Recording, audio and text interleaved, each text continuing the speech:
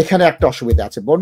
এখানে যদি কেউ মেরিন ইঞ্জিনিয়ার, পাইলট এগুলোর হিসেবে ওয়ার্ক পারমিটে আসে তার এক্সাম্পশন আছে। আবেদন করে দেখতে পারেন কি হবে। তার কিন্তু লস হবে না। মিথ্যা কথাও বলছেন না তিনি। আইলার হবে না, পয়সাটা গচ্ছা যাবে। ইন্টারন্যাশনাল স্যালারি, ইউনিভার্সাল স্যালারি কোনো কিছুতে কাজ হবে না। রেসিডেন্স রিকোয়ারমেন্টস হচ্ছে 5 ইয়ার্স, সেটা থাকতেই হবে।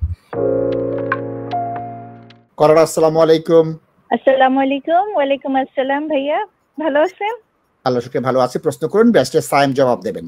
জি জি ভাইয়া আমি 2022 মেতে এসেছি ওয়ার্ক পারমিট ভিসাতে, এখানে স্কিল ওয়ার্কার হিসাবে। একটা সাবওয়েতে এসেছিলাম HR manager and admin manager হিসাবে। তো আমি ওখানে মোর দেন 2 ইয়ার্স জব করেছি। দেন আমি আমার ভিসা চেঞ্জ করে আমি একটা ইউটিলিটি কোম্পানিতে অ্যাডমিন ম্যানেজার হিসেবে জয়েন করি। তো ইন দ্যাট টাইম আমার হাজবেন্ড ও মার্চেন্ট শিপের ক্যাপ্টেন। তো ও প্রথমে এখানে হারবার ম্যানেজার হিসাবে টিলবরি পোর্টে জয়েন করে। দেন ও 1 বছর পরে আবার শিপে চলে যায়, ওর ইন্টারন্যাশনাল শিপ, ঠিক আছে। তো ও মোর দেন 6 মান্থ মানে ইউকের বাইরে ছিল।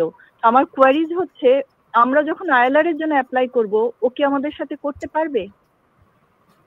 উনি কি আপনার ডিপেন্ডেন্ট হিসেবে আছে? জি, আমার ডিপেন্ডেন্ট। এখানে একটা অসুবিধা আছে বোন। এখানে যদি কেউ মেরিন ইঞ্জিনিয়ার, পাইলট এগুলোর হিসেবে ওয়ার্ক পারমিটে আসে তার এক্সাম্পশন আছে। আপনার স্বামীর নাই। না, ও ওয়ার্ক পারমিটে আসে নাই, আমি আসছি। সেটাই বলছি তো।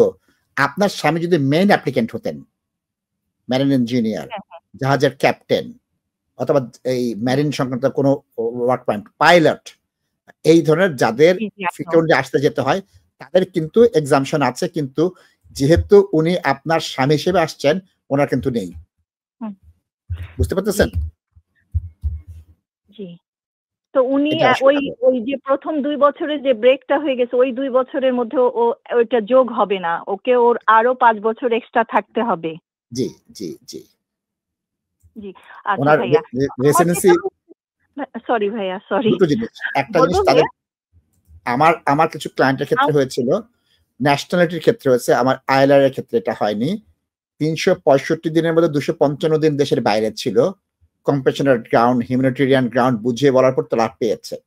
আপনার স্বামীর যদি অর্থনৈতিক কর্মকাণ্ড আপনাদের ফ্যামিলি লাইফকে হ্যাম্পার না করে, আবেদন করে দেখতে পারেন কি হবে। তার কিন্তু লস হবে না। মিথ্যা কথাও বলছেন না তিনি। আইলার হবে না, পয়সাটা গচ্ছা যাবে। আর যদি আপনি ঠিকমতো রিপ্রেজেন্ট দিতে পারেন, ওটাই হয়ে যাওয়ার সম্ভাবনা আছে। আমি সেক্ষেত্রে বলবো 5 বছর পর কেন তিনি গিয়েছেন, তারপরে ফ্যামিলি লাইফ কিভাবে রয়ে গিয়েছে, এটা রিফিউজ করা কেন প্রপোর্শনাল হবে না, এই বিষয়টা দিবেন। ব্যারিস্টার সায়েম বলছেন এই বিষয়ে। Barrister Sayem please. Okay. Even though ভাইয়া ওর যে স্যালারি, ইন্টারন্যাশনাল স্যালারি, সেটা কিন্তু আমাদের এখানে আসছে এবং ওইটা দিয়ে আমাদের মোটামুটি তাতে কোনো কাজ হবে না। কাজ হবে না। ইন্টারন্যাশনাল স্যালারি, ইউনিভার্সাল স্যালারি কোনো কিছুতে কাজ হবে না। রেসিডেন্স রিকোয়ারমেন্টস হচ্ছে 5 ইয়ার্স, সেটা থাকতেই হবে।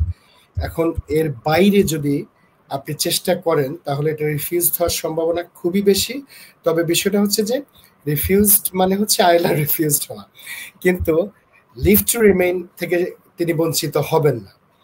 এখন আপনারা চেষ্টা করে দেখতে পারেন এখানে ডিসক্রিপশনের যে ব্যাপারটা, সেটা যদি হোম অফিস অ্যাপ্লাই করতে চায়, নাসিব ভাই যেভাবে বলে দিয়েছেন, নিঃসন্দেহে আপনি সেভাবে করবেন। আপনি চেষ্টাটা করে দেখবেন। আপনার ফিস কিছুটা লস হবে, কিন্তু এটা মাথায় রেখে আপনাকে আবেদনটা করতে হবে যে তার এটা রিফিউজ হওয়ার সম্ভাবনাটা বেশি, মানে একবার সুনির্দিষ্টভাবে এই রিকোয়ারমেন্টটা আছে।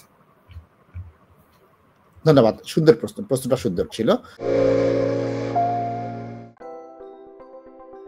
Are you investing in property or looking to buy your first home? Beneco Financial Services offers straightforward mortgage advice, given freely and without obligations with a dedicated team of highly qualified and experienced mortgage advisors.